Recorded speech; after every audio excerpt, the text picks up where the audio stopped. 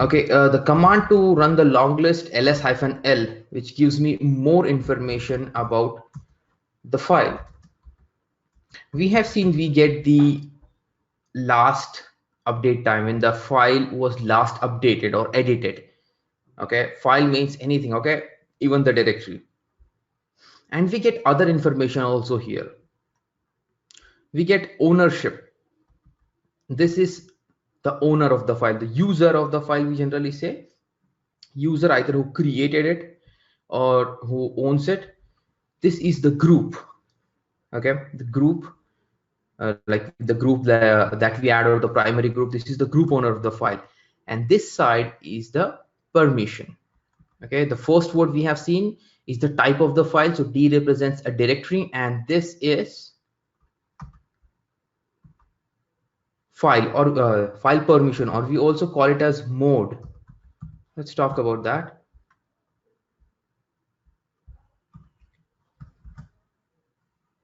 So here we have actually three things: RWX, and again we see that repetition, RWX, then we say R minus X. So R represents read permission, W represents write permission, and X represents execute permission. Okay, and these are also called as mod, MOD mod. We have first three, which is for the owner.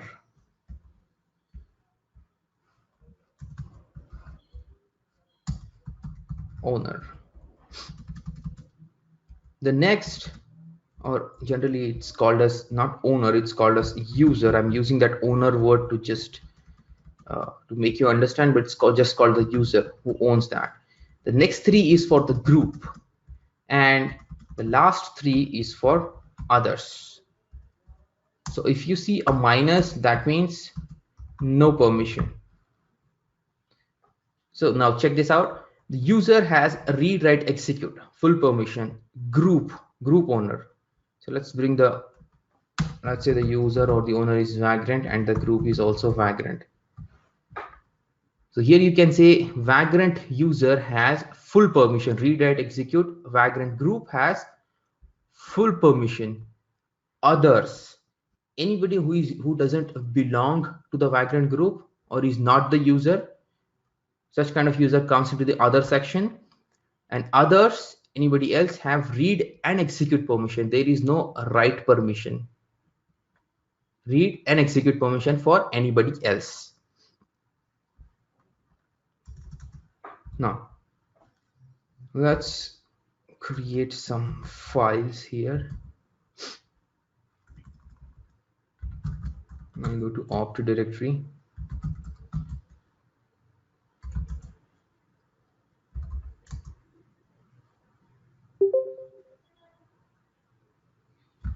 Sudo -i. Let me become root user. I'm going to opt directory, and I'm going to create some file here and some directory. Touch file 13.py. Say some Python script, and let's create some directory. Dir scripts.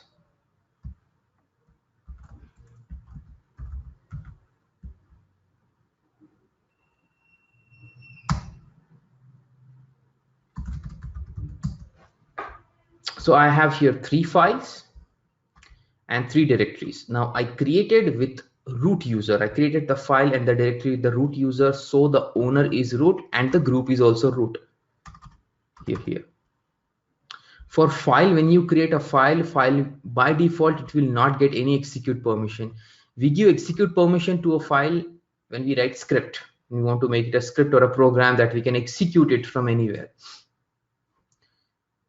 And for directories, execute permission are given by default. Execute permission is to do cd into that directory. If you remove the execute permission for the directory, the user cannot do cd, cannot go into that directory. And we created with root user, so it has the ownership of root, and group is also root. Now if we talk about this file, it is owned by root user. Now let's be a normal user, Vagrant, which is a normal user, and let's come to root directory. Let's do ls-l tr. Opt directory is owned by the root user. So Vagrant is not root and doesn't belong to the group root also. So it comes with the other. So read and execute permission. So execute permission Vagrant user has. So I can do cd then to opt. Okay. Then in opt directory, again, there is no write permission for others here. So if I try to open up file 3.py, so there is a read permission to others. So I can read, I can even open this file. But if I try to add something here, you see it's already giving me warning, changing read-only file. And let's try to save this. I won't be able to save it. So I have to exit. Okay. Same with these directories. Let's try to create something in this directory. Touch test.txt into directory scripts 1. Where, sorry, like that. So touch command, I'm trying to create a file in that directory. It says permission denied. Okay, because there is no write permission for others here, and Vagrant user doesn't belong to root group or is not root user. Okay, so now let's change permission. Let's me exit from Vagrant. Now I am root user, and root user can do anything. Okay, can go anywhere, can update any file. So there is no restriction on root user. Now let's talk about ownership. Let's say I want to make give file3 owner as Vagrant user. So I'll use the command chown, change ownership, username dot, or you can use colon, and the group name. So I'll keep group as root itself. File3.py.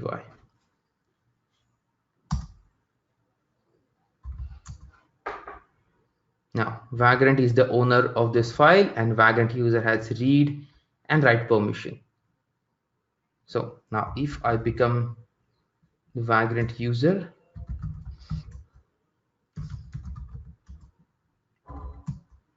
so I can open file 3.py and I can even make changes. Test.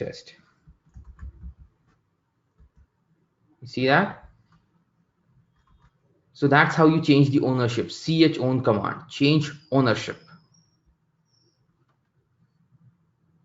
Okay, sudo -i.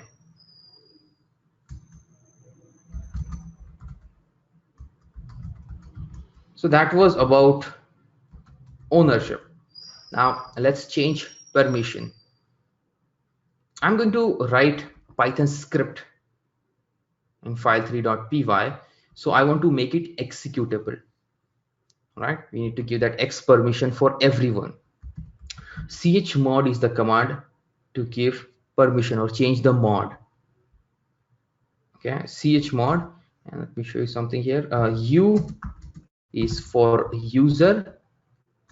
We'll use these words. G is for group, and X is for execute. Plus is for addition, and minus I should give like this, removal. Okay, and you already know RWX. So I want to give user, oh, sorry, my bad, I did wrong here. O is for others. So let's say I want to give user execute permission. So I will say U plus X. chmod u plus x file 3.py. Now observe, you don't have execute permission for the user. Okay, here is a minus. All right, got the execute permission. You see it turned to green also. Okay, now I'll really write a Python script over here. It's just recording Python scripting. Don't worry, we'll learn this. Print hello all, welcome to Linux. That's all. So then I can start executing it. This is called execution. So whatever is in the file gets executed on the Python interpreter. So execute permissions are helpful like this. Okay, now now let's change other permission.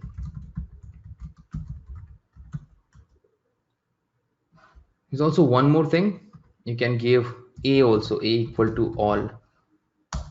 A means all. So I can say chmod a plus execute, which will give everyone execute permission.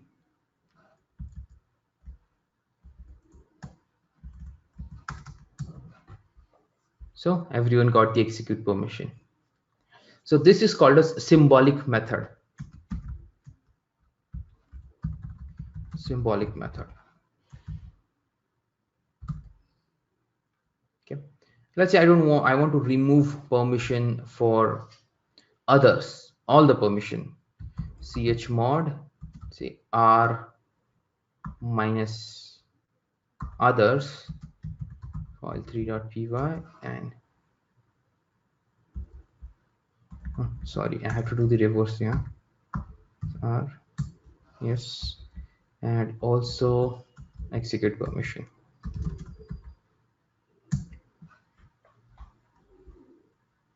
So all the permission for others have been removed. Now when I want to do multiple permission, then I would be trying some other method, which is numerical method.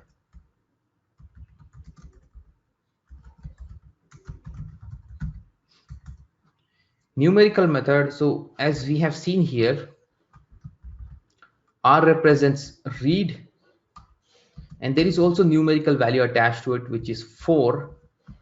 For write it's 2, for execute it's 1. So we have to do little maths here. So let's say I want to give read, write, execute permission to user. So 4 plus 2 plus 1, read, write, execute. So that will be 7. Okay, the first bit is going to be for the user. Then for the group, let's say I want to give read and execute permission. So 4 plus 1, 5. And for others, I don't want to give any permission, so I'll give 0. And then I give file name. Okay, it's a faster method. Let's try that. So let's do that for file 1.py. Chmod c750 file 1.py. So owner will get full permission, and here you will see read and execute, and here you will see no permission.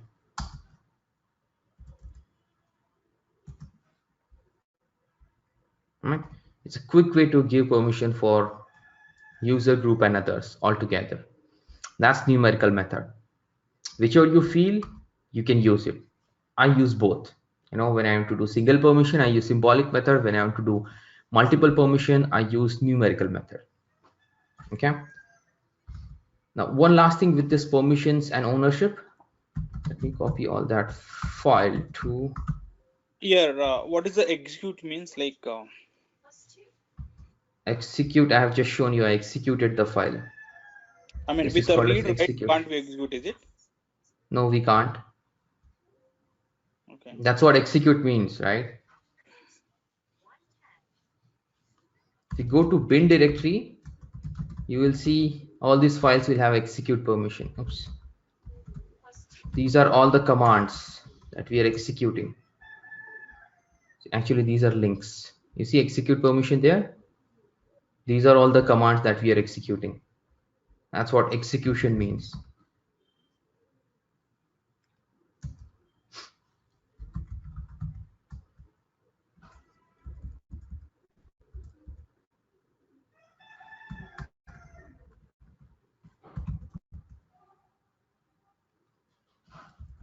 So I have copied these 3 files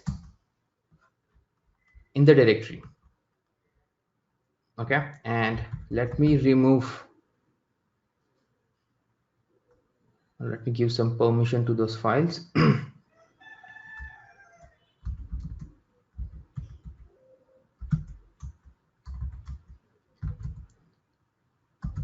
chown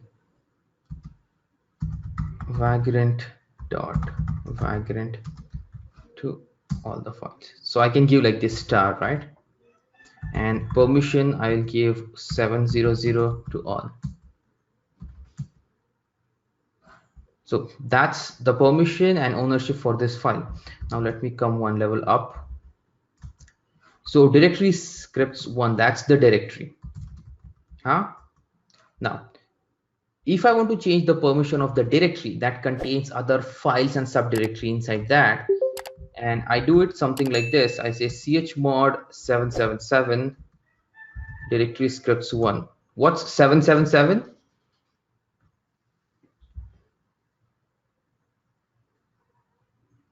Read, write, execute. Right, execute. But I have 37 there. Read, write, execute for the user or the group others. Yes. Yes, for all full permission. This is the most dangerous thing. Okay. Yes, I did that for the directory, but let's check now what happened inside the directory. Well, inside the directory, it remains same. So permissions are not recursive by default. When you give permission to a directory, it's not recursed by default. If you want to do it, you have to give -r or small r. Please mute yourself now.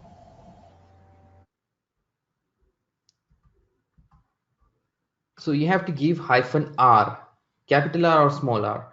Then only it will recurse the permission. You have to be very careful with these two things now. So let's check. Okay, you see that inside that directory also now same permissions are applied. Now I wanted to show you two things here. One is how to give permission recursively, but also be very careful when you do that. And let's say you have hundreds and thousands of files inside this directory with different permissions, then all of that will have the same permission. Okay, and you can't reverse it. Okay, it's irreversible. If you have taken backup of this directory, then you can restore it back, but with any command you can't restore it. That's one thing. Second thing, you will see some people telling you, you're getting some errors, some issues, and you Google and you try to find permission error, or you get some permission error. Don't give 777. It's the most dangerous permission. Okay, you're exposing your file. You're telling everybody can do anything on this file.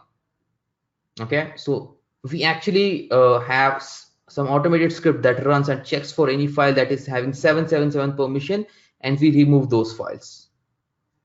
Okay, so you better not use 777. Find who is accessing the file and give accordingly. Check the owner or add the user into the group, then give the group ownership. Let's say we're creating a directory mkdir/opt/data, and we have a group. So manage it with group, like we have a group of developers, right? And you have a user, developer 1, developer 2, developer 3. Of course, you'll have a better name. Okay, so you want to give access on /opt/data to the developers. Can you please mute? There's too much background noise. So better we add the user into the group dev1 comma dev2 comma dev3,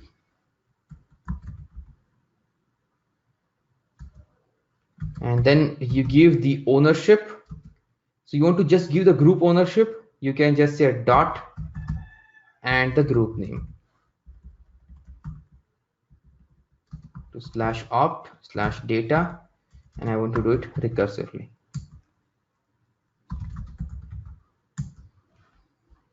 So in the data directory now, anybody who belongs in the developer group can do these things, and then you decide what you want to add. A write permission also, so g plus w recursively. So that's the right way of doing it. When you want multiple users to have access to the same directory and file, you add them into a group and then you give group ownership. Okay, that's why we have taken users and group first. That's how you handle it. Don't give 777 full permission. All right. And then there are some special permissions also, which I'll talk later about it. Sticky bit and SUID. Okay, that's a little more complicated. So let's do that later. Everyone clear on permission and ownership? This is something that, again, you'll do very regularly. If you don't have access to a file or a directory, you'll get permission denied. That's the error, permission denied. In the log file, you're saying something like permission denied, then remember, you have to use some chmod, chown, something like that. Okay? You can write that down. Okay, it's a very commonly getting errors, permission denied in the log file, and you'll see some services trying to access some directory, permission denied. Recursively means, how can I put it? A directory, and inside that all the other subdirectories and file, everything recursive, like that. That's what recursive means. We talked about removing the files also recursively, right? -r. That's very dangerous. Yeah, okay. Now sudo. You must have heard about power of attorney, right? Like if I'm the owner of a company and I'm going out for a month or so, I want someone else to take decision on my behalf. So I will give power of attorney to someone else, some other individual, so that the person can take decisions on my behalf. That's what sudo is. Root user has full power, can do anything. Root user can give the power or power of attorney to some other user also. Oh, what all user do we have?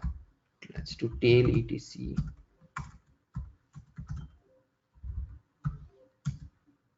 What's wrong with this here? Stone cold. Yeah. Okay, now let's log in with stone cold user. su-stone cold.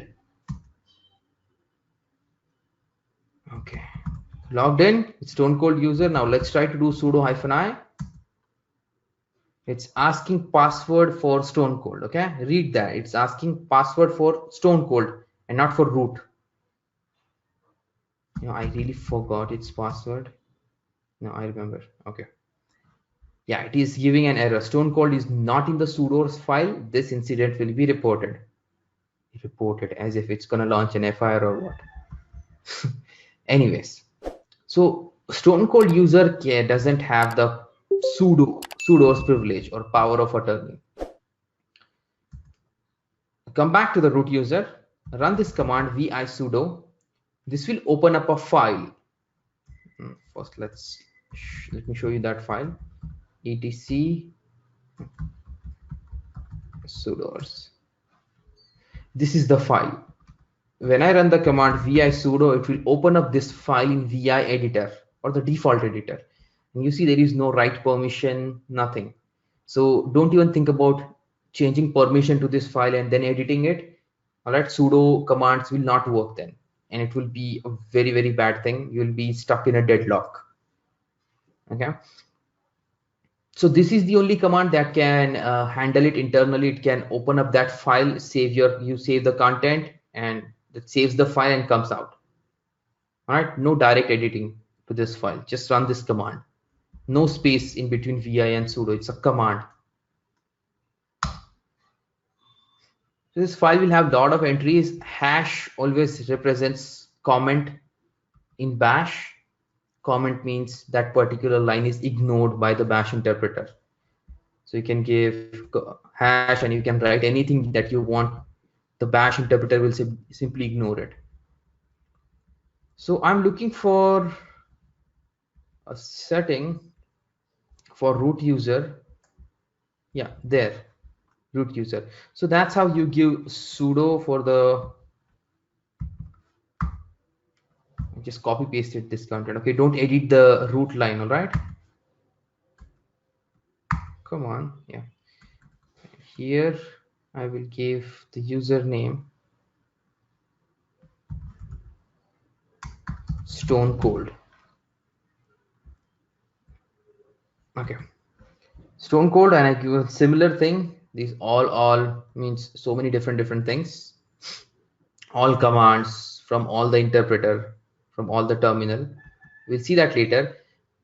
But I have added stone cold into the sudoers file and I've given full permission. Let's save and quit.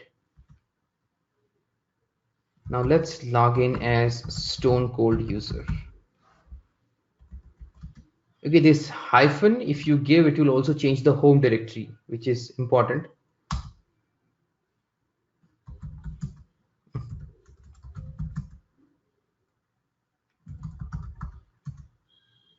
Okay, now let's do sudo -i. It's asking password for stone cold. I'll give password for stone cold user, and there you go. I am now root. Or stone cold has become root user. Okay, that's one thing. Or stone cold can do other thing also. Can execute any root command by giving sudo and then any other root command like yum install or yum search. I'll talk next about these commands only. Okay, Java. Yum is a package manager that will install softwares, so that can be done only by the root user. But any root user or any system command you can execute by providing sudo, provided the user is in sudoers file. Okay, you see it's executing.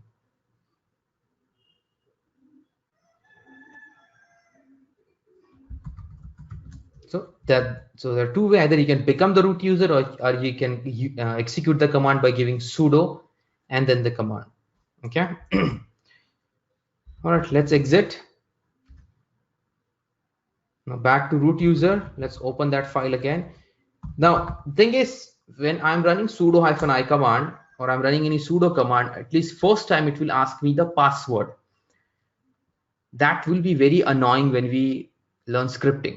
You know, we write some automation code, we'll run it with sudo, and it will ask passwords for us. So in the background, if you're running, there won't be anyone to give the password. So I don't want it to ask me the password again. So for that purpose, I will say here, no passwd at the end here for the all. No passwd colon and a space. Then it will not ask password for stone cold user if it does sudo -i. And remember, that's password for the user password, not the root password. Okay. Imran. Yeah. Yeah, Imran, this sudo file is having only read-only permission, right? But you are able to write some content to the file. How? I'm not opening the file with with vi and the file name. It's a command that will internally open up that file. Okay, it will internally change the permission and open up. Okay, directly it's not. I'm not directly using vi and the sudoers file. It's a command.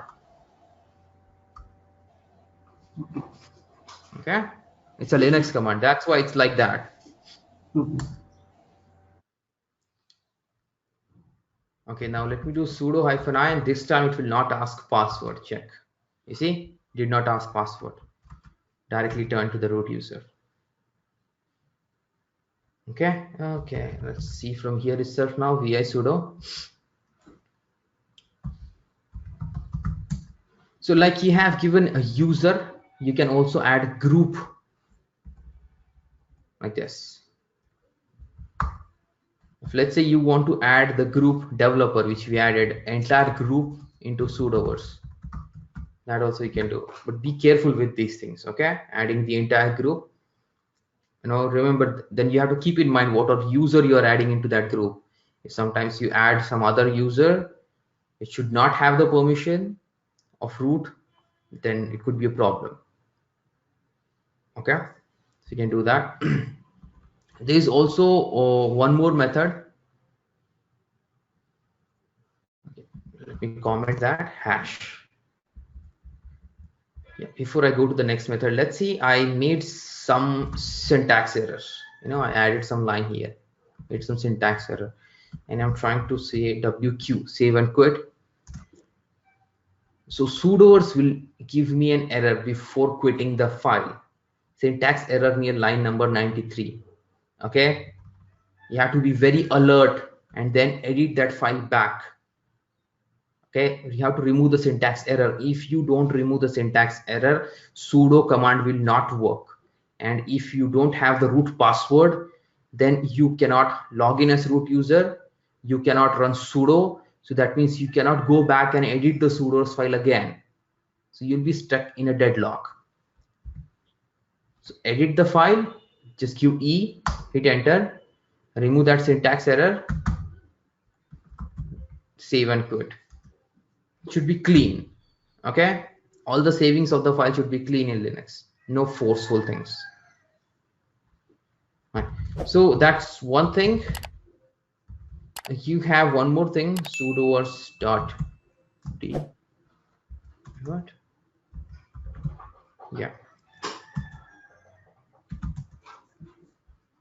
sudoers.d. In this directory, you can place a file with whatever name you want. Like you have a Vagrant file here, and that's putting Vagrant group and giving with no pass wd, right? So that's why Vagrant user can run any sudo command without any password. If you want, you can create your own files also here.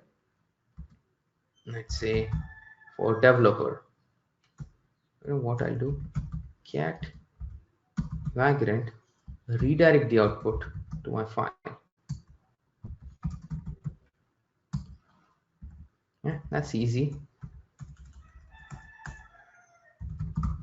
Developers group or a user, if you want, this is always safer. This is safer to directly edit the sudoers file. Okay, in this directory you can add file with whatever name and you can put your sudo's command here. Okay, that's all for sudo. All good? Everyone know now how to make any user sudoers user with no pass wd? We'll be doing this a lot.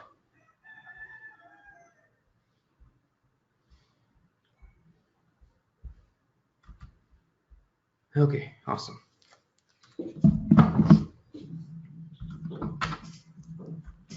Right, let's see package installation.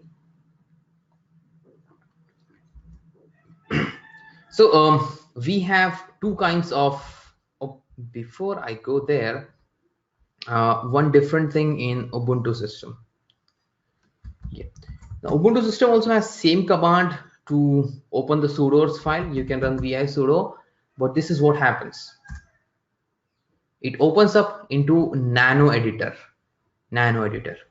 Okay, if you don't want nano editor, or if you don't use, just do Control X and run this command, export editor equal to vim, and then you can run vi sudo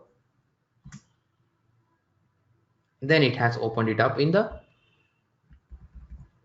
VI editor. Okay, and then you can of course do the same thing, give your user and give all that permission.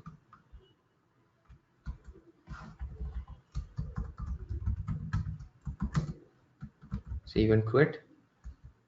Now dev1 user does not exist, so I can, if I want, I can create the user later also. Okay, or you can do create the user first and then you can give the permission. That's the only difference in the Ubuntu system. You have to run that command. Anyways, if you like nano editor, you can continue with that also, or you can just export editor vim and then use vi editor. Just too much noise today, seriously.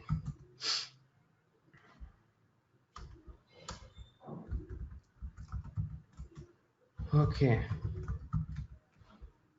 so that's the CentOS system. It's from the Red Hat family. I told you the major difference between Red Hat family and Debian family is the packaging.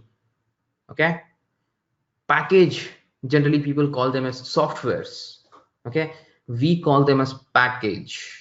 We call them as artifact also in the building phase.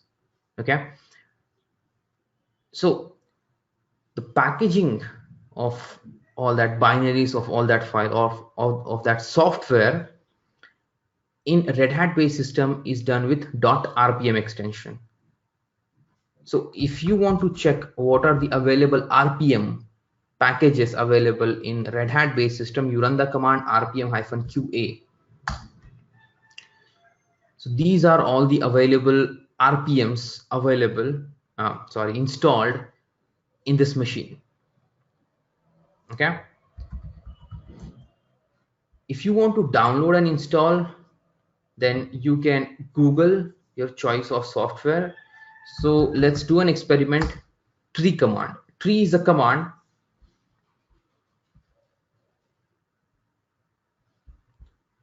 which will show the directory into tree structure.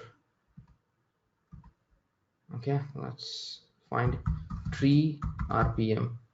Actually, there is much more easy method to install tree, but first let me show you this method. So there are RPM find, it's a very popular RPM pbond. There are so many sites which are popular for hosting the RPMs. Let's go for tree 1.8. This is for Fedora. Okay, one for CentOS. FC, it's the CentOS. CentOS 6, CentOS 6, CentOS 6. x86 64. Now, this is the architecture. So you can run uname-a command and it will tell you what architecture your operating system is. It's 64-bit. If you see something like i386, i686, i586, that's 32-bit. This is 64-bit. So we'll be looking for a 62-bit RPM. So CentOS, yeah. So that's how you identify. Here also it's written EL6, Enterprise Linux 6. So it not only works on CentOS 6, any 6th version of Enterprise Linux, RHEL, okay, or it can be also working on Fedora. That's an HTML file there. Okay, let's click on it. Yeah, that's the RPM, I guess. Let's click. It downloads. So that's our link. Let's copy that link. We make sure when you click it starts downloading. So that's your link. And then to download you have to use the command wget and paste.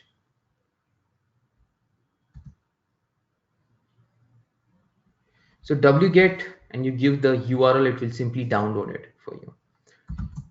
So tree RPM is downloaded. Now it's time to install rpm hyphen, let me clear the screen, rpm hyphen ivh, or just I. Okay, I is for installation.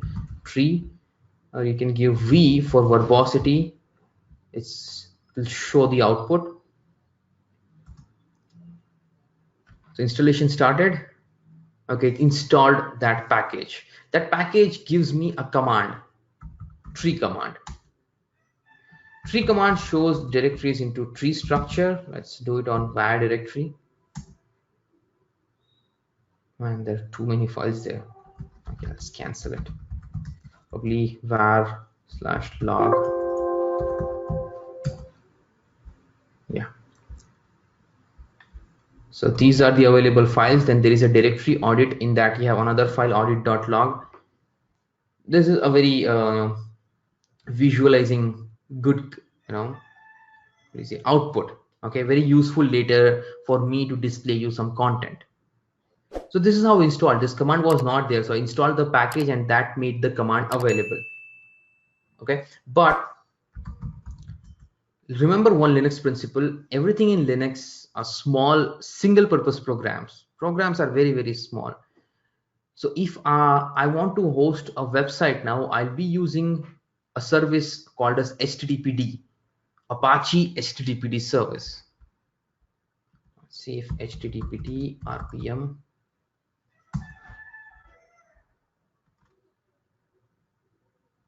It's a web service. We'll talk about it. We'll do a lot of web services and application services. But first, the requirement is that I have to install the software. So let me find the software. CentOS 6, that one. Right? Let's copy the link. Let's download it. HTTPD Apache HTTPD is a service. It runs as a service. We'll talk about services also. RPM-IV HTTPD. Okay, I got some errors. Failed dependencies. It is telling me that some other package is needed. This file is needed. This software is needed. This software is needed. So all these 3-4 softwares are needed, are the dependency to install this. So what I can do is I can search for this software, download them, install them. Then probably they may have more dependencies, so I have to install more software. And then sometimes it goes on and on and on. It's a very big problem. So to get over these problems, Linux system has given us package manager that downloads and install package with its dependencies from repositories. Think about like Google Play Store or iPhone App Store. Well, you just search, find your software, you click on install, it will download and install, and also it will download and install the dependencies also. Okay, well, Android is a Linux based, so it has used the same concept. Okay, iPhone, it's again Unix based, it has used the same concept. Repositories, there are some repositories like in Red Hat system. The repositories are mentioned over here. etc yum.repos.d directory, there are files and you can create more files here. Let's open up some file.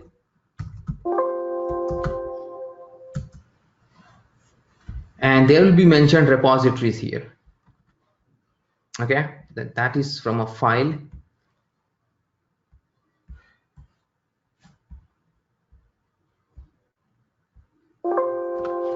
Probably let's open some other one.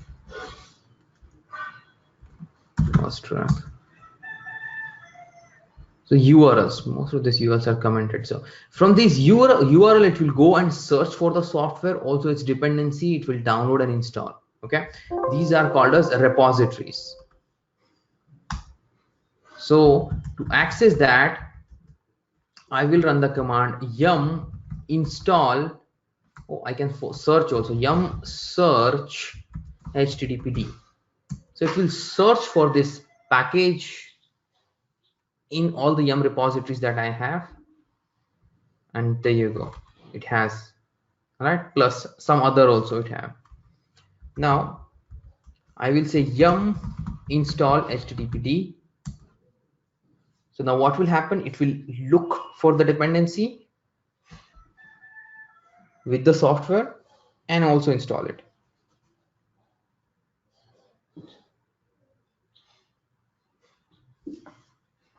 Yeah, so you see there, it's installing HTTPD and it's installing for this, it's installing these dependencies also. APR util, HTTPD-tools, mailcam. And for this only we are getting error. So package installation is very easy if you have those packages available in the repository. If you don't have it, you can add from other repositories also. You can add new repositories also. We'll do that a lot of times because we'll be installing lots and hundreds of packages actually in this course. So we'll be doing this a lot, adding new repositories, installing software from those repositories. Not all your desired softwares are available in the default repository. Sometimes, or so many times, you have to add new repositories. Okay, right. So that was about installation. If you want to remove it, you can just say yum remove and the package name.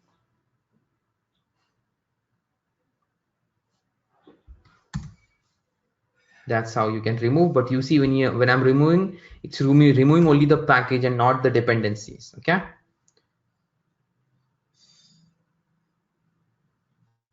Easy peasy Japanesey. That's how they say. It's very easy to install packages and remove packages in Linux. Now let's check Ubuntu system. So Ubuntu also, you have dp Debian packages. To list all the Debian packages, you can give the command dpkg-list. These are all the Debian packages. vim, this we know. wget, this also we know.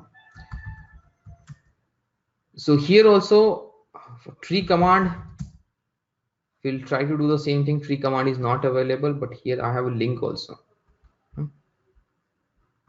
Nice. Or I can search and find the link. So here the package is .deb, okay, with .deb extension. Okay, to install it, dpkg-i and the package.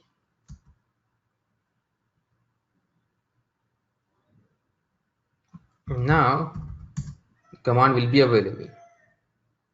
Okay, now let's do same experiment with here with httpd, but this time let's directly go and install apt search apache 2. That's the name of the package. The packages name are also different, so many places in Debian and Red Hat family. Here the httpd package is called as apache 2.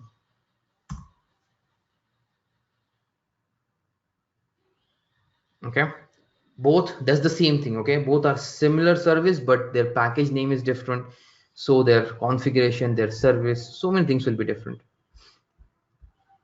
So apache 2 is available, and there's so many packages with apache 2 name, man. Okay, anyways, to install it, we'll use apt install apache 2. Well, there is this old command also, apt-get, but now just apt works. Okay, so you can just say apt install apache 2, say yes.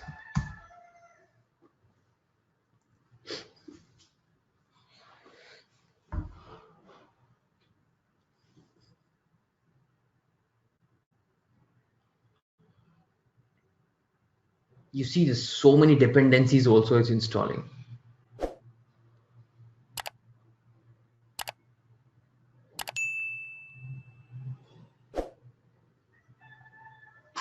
So in CentOS, the repository files are here, etc yum.repos.d. Here you have repository files. In Ubuntu, come on, give me the shell back. Come on, give it. Yeah, it's in etc apt, that directory. Here the repository files. This is the main file, sources.list. It will have these URLs. Okay, these are the repositories, or you can create your own directory or your own file into this directory. And very important command with apt is apt update. Before installing any package, you run apt update. Now apt update is not going to update any software. Okay, it will just go and poke all these URLs. Yeah, I use the word poke, right? Very old word. It will just check all this URL, all this repository, what are the latest softwares, and it will build its own database. Okay, so when you say apt install and some package, then it will download the right package or the latest package from there. MySQL is currently not here. Let's see MySQL client. Yeah, that's the package name. So if the package is, it says if the package is not available, either you have given a wrong name or that package is not available in all the repositories. So we may need to add a new repository there. How to add it and all, we'll see that later. Okay.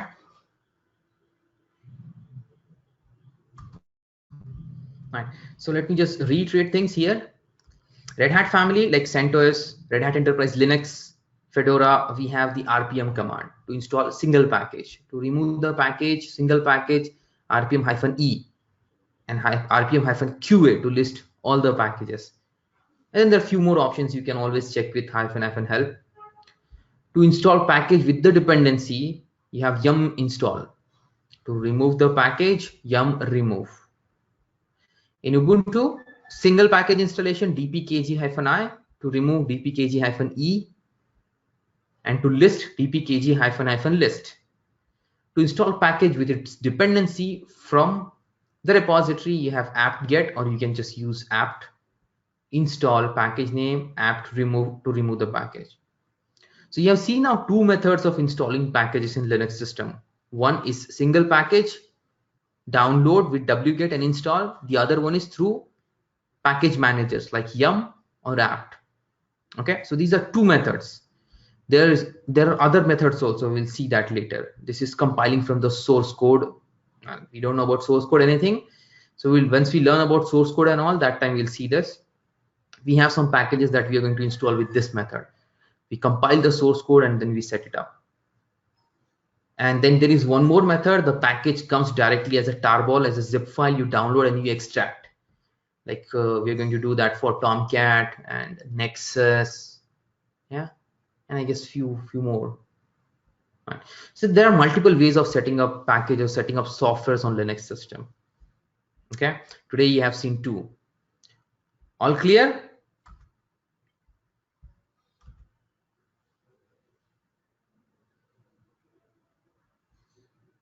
Okay. Remember, you can ask me question anytime you want. Okay. Your basic is strong, then we'll have less problem next year. Right. So next year. All right. So let's take a holiday. All right. 1st of January. Right? Or you don't want holiday? That's also fine with me because yeah, Happy New Year. So we'll meet on Wednesday back again with Linux. Okay, set your resolutions right. You have to do a lot of learning this year. Yes, this year you have to do a lot of learning starting from the first day of the year itself. All right. Happy New Year to all of you. All the best for the new year. I will see you in the next year. Thank you very much. Imran, Naresh, sorry. Yeah, I'd Hello? given a very closing speech, man, and then you're like, yeah. Okay, fine, go ahead. I'm just kidding. Hello? Yeah, go ahead, go ahead. Imran, actually now this Saturday and I tried to install this CentOS. Okay. So the thing is I have downloaded this CentOS 7 and the uh, VirtualBox is 6. So I tried to install CentOS 7, but the thing after trying to install at that time it is giving the blank screen. I don't know why. So after that I did some analysis. So might be there's issue with the some operating system. I don't know exactly. So I have downloaded another one, that ISO file and the installation package, VirtualBox also. So currently I'll be using this CentOS as a CentOS 32-bit with 6.0 version, 6.10 version. I have installed successfully, What but the thing is, you have 64-bit system or 32-bit system? yeah, this is 64-bit system, operating system, Okay. Windows 7. Okay, then there could be this BIOS problem. Have you enabled VT in the BIOS? No. So you're saying you can create 32-bit system, but 64-bit is a problem, right? Yeah. Okay, so go into your BIOS setting All right, and there will be a setting virtualization technology or VT or virtualization. Okay, it will be disabled. Enable that, boot it, reboot your system, save and exit, reboot, and then you would be able to create 64-bit VMs. Okay. Okay, Okay. Okay. that I have put that in the mail also, actually, in the note, that enable VT in your Actually, BIOS. If you don't do might be that, I then might be I done late, so might be I did not receive that mail again. might be right. So enable that one. It will be with different names, VT or VTX or Intel virtualization or virtualization technology, with be with different name for different motherboards. Okay, so find the right one, enable it, save and quit. You will be good. One more thing. One more thing. So I have installed this 6.10, but the thing is, when I was installing now, so I have not configured this. Installing, what are you installing? Installing means what? Install this is 6.10 CentOS 7. I'm installing the So virtual box. creating virtual machine on virtual box manually. Yes, yes. Why are you not So using Vagrant? sorry. Why are you not using Vagrant? Vagrant. No, actually, I did not attend the classes now. So I So not go attended. back, read, go through the video and do it. It's important, man. I don't want you to waste your time on virtual machines so much. With Okay, Vagrant, okay, it's just minutes work. okay, Okay. okay. So first I enable your I have. VT, go through the Vagrant session. Okay. I think it's the third session. Okay. And Okay, sorry, go through it, and then you'll be happy to know how fast it is to create VM. Don't waste your time too much. Okay. Do it okay, fine, quickly. fine.